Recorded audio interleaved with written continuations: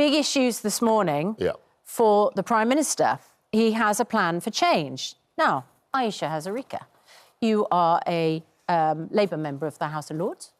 So, does he need a reset, or is this a powerful, positive way of outlining what the next few years are all about?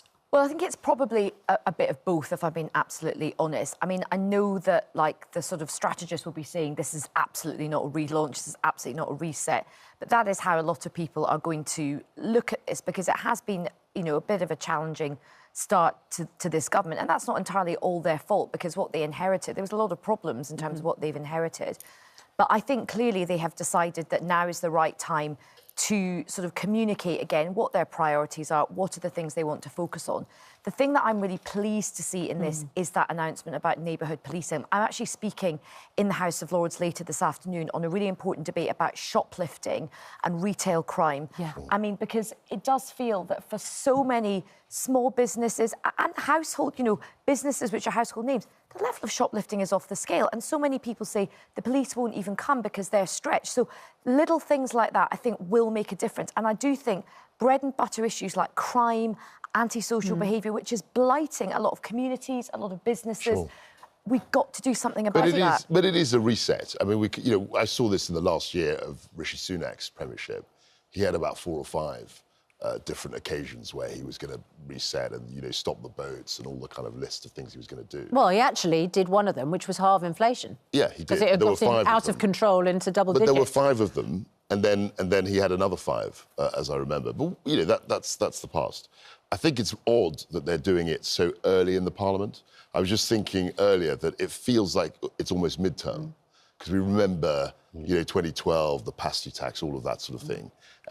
And generally, when a government has come in, there's a honeymoon period, and I'm very struck by the fact that this honeymoon period has been very. Kwasi, can I?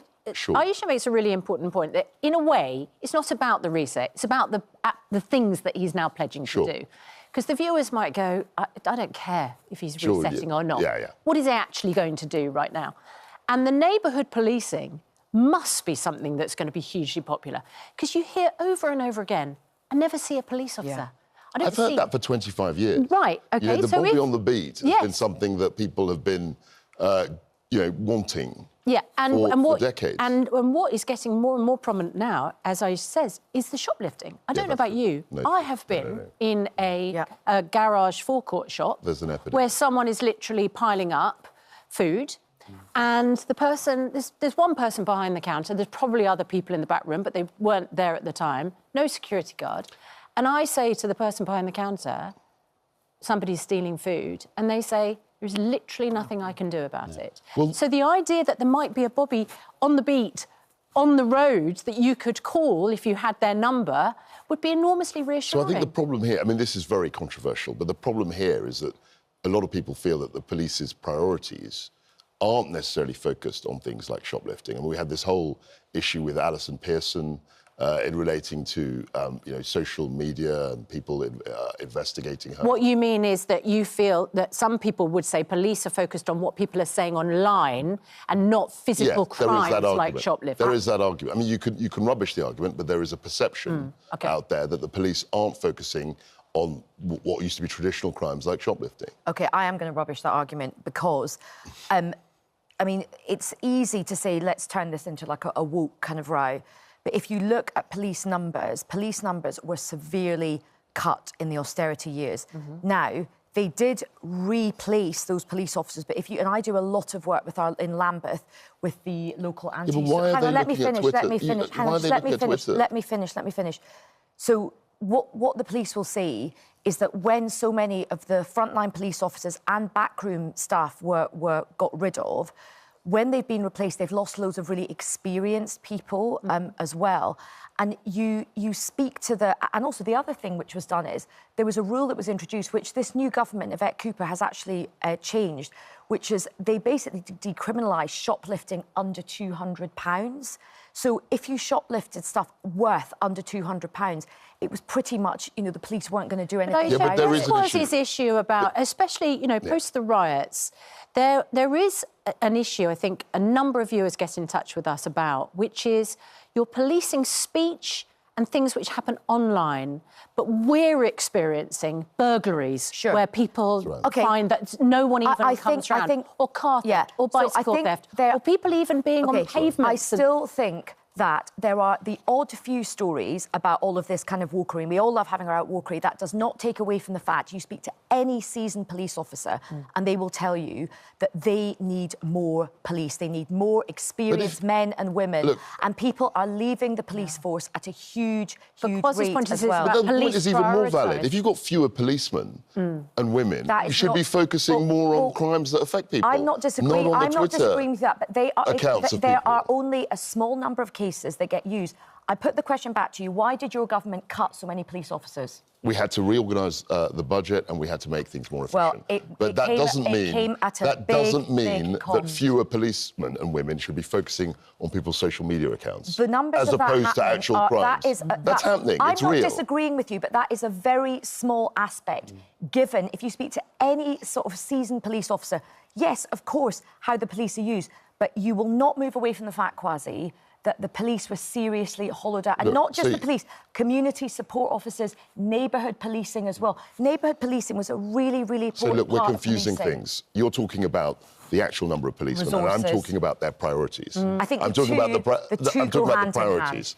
And I'm saying that your argument actually reinforces what I'm saying. If you've got fewer policemen and women, you should be focusing on crimes that people... Forgive me, I didn't interrupt you. Please let me finish. You should be focusing on crimes that affect ordinary people in their daily life, not looking at people's social media accounts from a year ago.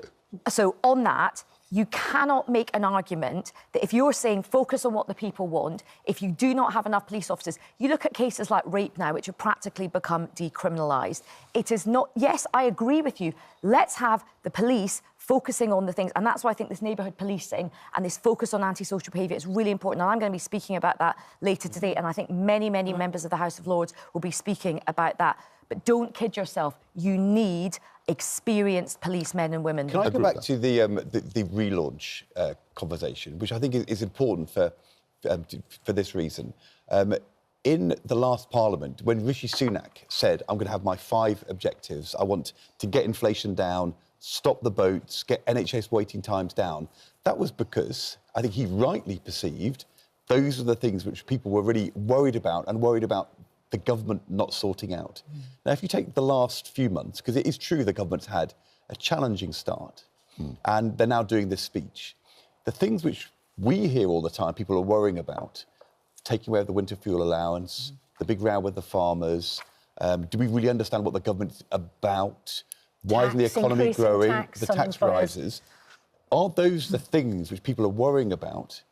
And are these the things which are being addressed in this speech? Because I would say my experience from politics is that if there's a problem and you don't address it, then it's not going to be an effective reset. So I think the reality is it doesn't really matter that much what is said today in terms of how average people feel. What we learned from the American election is that you can do big things and you can have lots of metrics about how you measure success. But ultimately, when it comes to the next election, it's going to be how people feel. It's going to be how people feel, whether it's about money in their pocket, it's about how much it costs to fill up their car, it's about the things we've been talking about, do they see police officers around? That is how this government is going to be judged. Now, I agree with you. I think there have been a lot of challenges, but I can't see, and I think, Ed, you would probably agree with me, you know, from your old days in politics, it would be strange for Keir Starmer to stand up today and make a speech which just only addressed the challenges of a relatively short period of time. But your point is right, but Ed's point is right. I think if the reset doesn't address some of the issues that people feel uncomfortable with, it'll come back to bite the government. For instance, so Rishi Sunak said, stop the boats. And that came back. And of course that resonates. Nobody wants to see illegal immigrants, you know, coming across the channel for whatever reason, not least because it's really dangerous for people to get into boats which don't survive the crossing of the channel. But immigration, for instance, is a huge issue, and I'm not sure that's being challenged in or addressed in the reset. And I think it was interesting with the Stop the Boats because it was such a definitive and clear objective, which we just failed on. I mean, frankly. And people kept going back to that. And actually, at one point, people said, did he really say that? Did he say stop the boats? Because we thought maybe he would say reduce the boat or something to that. So within the party, you mean, it was seen as an unachievable objective? I think at the time, it was seen as probably the boldest So if you're setting these objectives, as Keir Starmer is today in his speech, you need to really, really know exactly that you're going to have a good chance of delivering them. You also need to know that they are the things people are worrying about, but you're 100% right. Whatever you say, it's got to be delivered. It's a bit like, when if you ever see a life coach or you're making your New Year's resolutions, they say set SMART goals, which are, achievable and specific and things like that. Although, if you go back to the philosophy, the missions Keir Starmer set out before the election, he said they are deliberately ambitious, really hard, 10-year plans. We may not get there, but it will show people we're trying. This seems to be quite a different approach to that. It's much more short-term and measurable.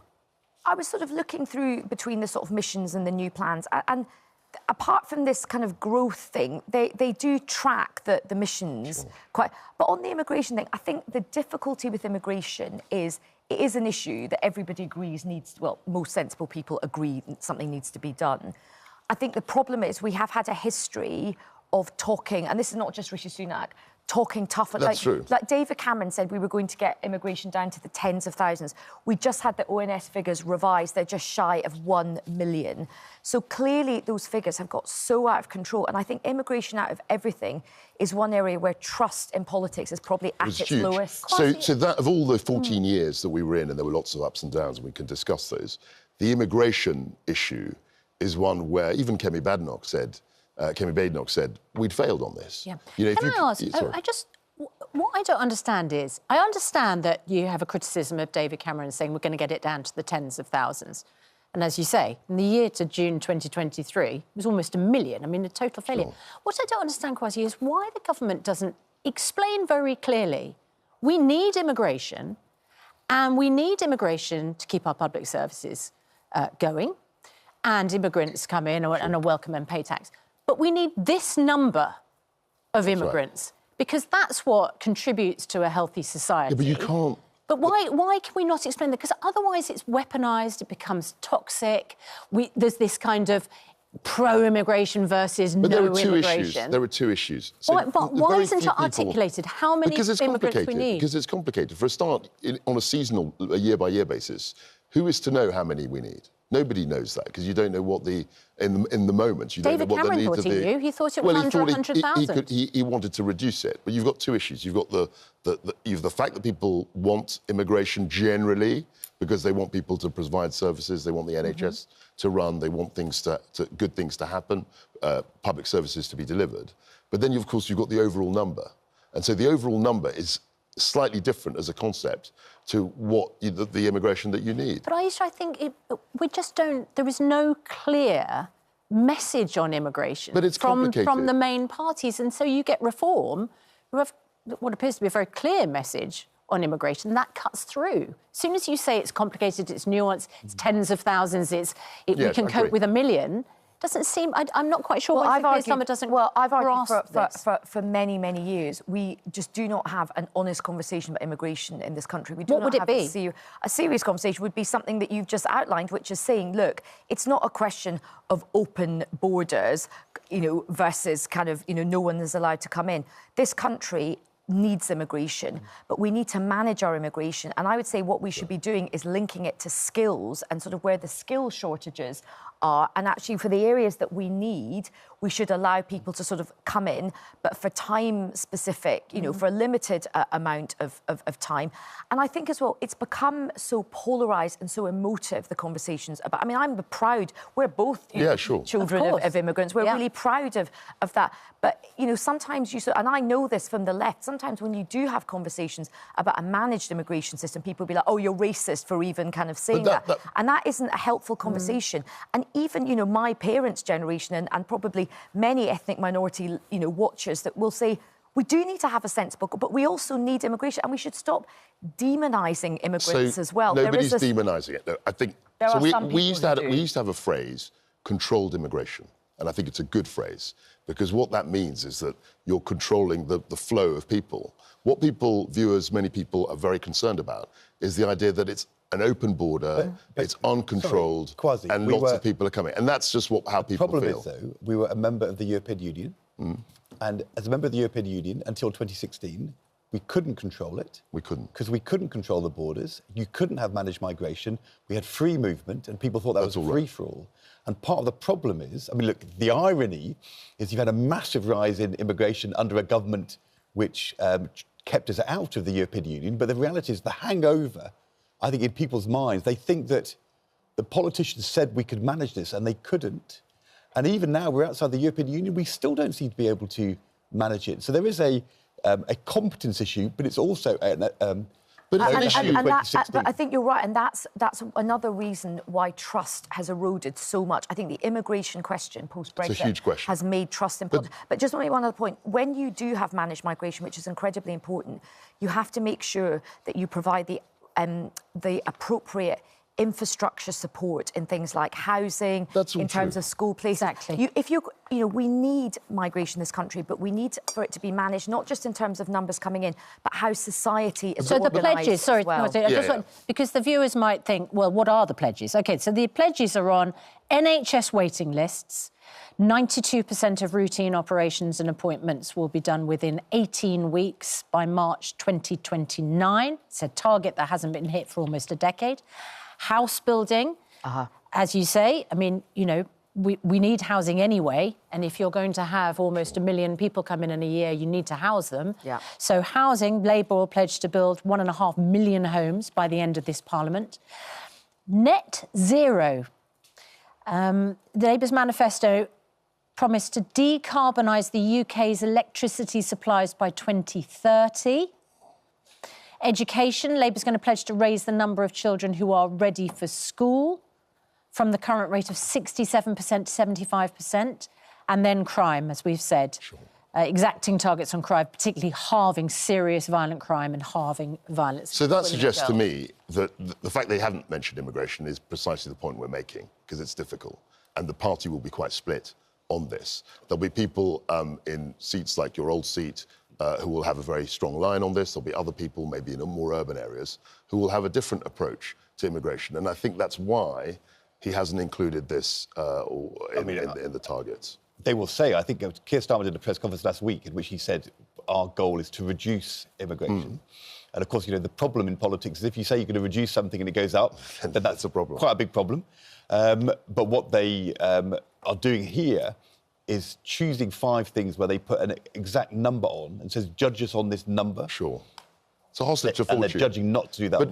But the targets have got to be a thing that the whole party rallies around. And I suspect immigration was the immigration policy for Labour was a difficult thing to have unity on. So I think I'll probably take a slightly different view. I think at this stage it's not really about what the party cares about. And Keir Starmer and his sort of team, particularly Morgan McSweeney, are pretty, brutal about party unity in terms of the left is like, you've lost, we're in charge now. It kind of doesn't matter what the party thinks, it's what the public thinks. And it's how I go back to this central point. Look at what happened with Bidenomics. Look at what happened with the amount of money that Biden pumped in. And actually, if you look at some of the dashboard and the metrics and the graphs, the American economy in some respects was doing quite well, but that's not how people felt. So it doesn't matter whether immigration is one of these things or not. Come the next general election. In fact, come the council elections next May, these are the things that your viewers and the public out there, they will have their own set of priorities. It doesn't sort of matter what the government says is the priorities. They're going to be thinking immigration. The top, when I was door knocking across the country, the top 3 issues were number 1, cost of living, money in the pocket, bills. Number 2, public services, NHS. Number 3, immigration. So I think you're right about the interests of the country being first, but you've also got to, as a parliamentary leader, you've got to manage your party as well. That is true, but that's a tension. It is going to be a political choice, though, isn't it? I mean, they are... the conclusion I think they're reaching is that when you've set targets before, that didn't work. Kemi Badenoch has now said she is going to set a target, set a cap. So there will be a choice at the next election. It's much easier in opposition, as you know, to set targets than when you're in government, because if you don't have any accountability whatsoever until you actually become the government. And I think the Tories setting another target on immigration, this time from opposition after 14 years, where immigration was a dominant issue, good luck with that. Should David Beckham get a knighthood? This is a story in the Mail this morning, looking pleased as punch at his first state banquet at Buckingham Palace. Is David Beckham increasingly optimistic about that long-craved knighthood? Apparently, his appointment as an ambassador to the King's own charity, the King's Foundation, was deemed an encouraging sign earlier this year. And, of course, if you are then there at a state banquet... Seems pretty likely that it could be on the cards. He's had a campaign for years, though. I mean, he's really, really worked hard at cultivating his... So why has it not worked, his campaign?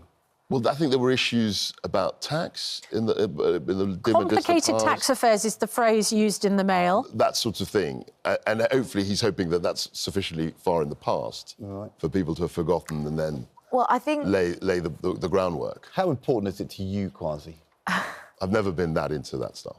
No, I mean, some people... You wouldn't turn it down, though, would you? I didn't mean tax avoidance or you. I meant, how important is it to you whether it is David Beckham or Sir David Beckham? It won't in any way affect my admiration for him. Very, very good answer. I mean, I think... As you see, David Beckham